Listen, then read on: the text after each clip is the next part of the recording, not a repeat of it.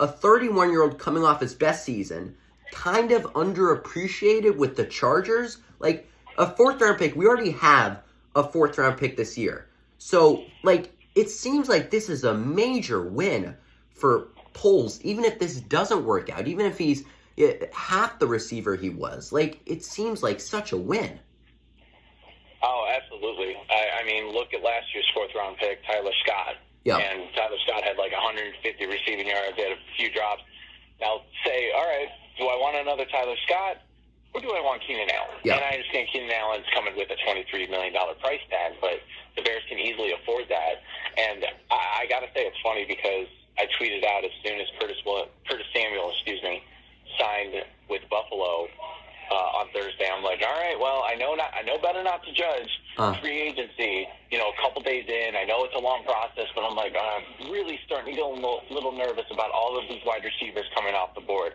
The Bears need somebody, and of course, people are like, yeah, it's too early. Like, you know how it is. But and then like 2 hours later, the Keenan Allen trade actually happens. I'm like, okay, I'll shut up. But they did a great job of finding fantastic value.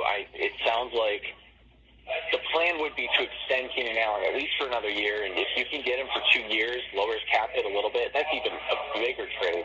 Because now, Michael, this team has 2 wide receiver ones for the first time in, I'd say, both of our lifetimes. And I know I'm a little older than you, but, going back to, the early 2090s, these 2 wide receivers have both shown that they can get it done when they are the guy on separate teams on separate occasions.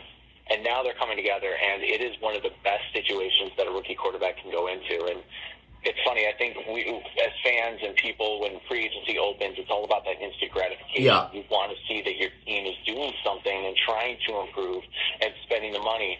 And it's kind of like that fool's gold a little bit at times. Yeah. It's like, you can think of any analogy, but you see it, you're like, all right, yes, this is going to be such a big win for us. And then a year down the road, maybe 2 years down the road, that player has underperformed. Now he's getting paid $15 million next year, and you're trying to figure out, well, do we kick money down the road? Do we try and create extra cap space? And then you get into a position like the Chargers are in right now, where they had to offload Keenan Allen for next to nothing, or the Bears were under Ryan Pace a few years ago. So as frustrating as it can be, and I think we all get into this situation. Oh, go ahead. And it kind of reminds me of when we signed Chase Claypool. I forgot when it was, but I remember my best friend walked up to me in the hall on different classes, and he screamed, "We got Chase Claypool!"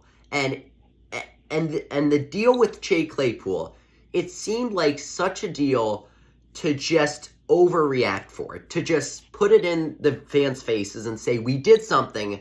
Now let us breathe for a few weeks." So, this doesn't seem aggressive, but this doesn't seem passive. It seems like a really good mix between the two. So Yes.